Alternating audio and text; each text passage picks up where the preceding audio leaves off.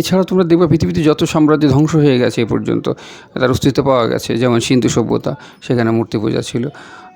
তারপরে আরও সভ্যতা, মায়ান সভ্যতা ধ্বংস হয়ে গেছে আমেরিকায়, আর সেখানেও মূর্তি পূজার প্রচলন ছিল।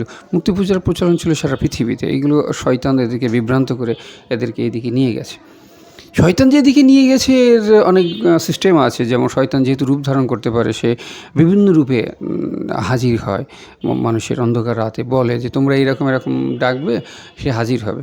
তো শয়তান ওই রূপগুলোতে হাজির হয়। সাধারণ লোকজন তো বোঝে না যে শয়তানের এগুলো ক্ষমতা আছে। সে মনে করে যে আসলে মনে হয় এরকম কোনো দেবতা আছে অলৌকিক ক্ষমতা সম্পন্ন। তো তখন সে তাদের কথা শোনে, এবং সেই ওই যে রূপ ধরে শয়তান আবির্ভূত হয়, সে বলে তোমরা এইটা করবা, এইটা করবা, এইটা করবা না, এইটা করবা না।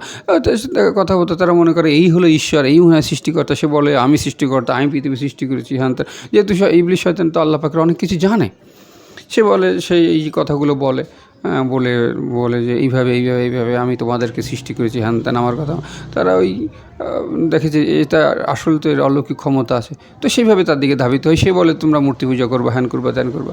যার ফলে এইভাবে মূর্তি পূজার প্রচলন পৃথিবীতে হয়ে গেছে সে বহু সৃষ্টির শুরু থেকে।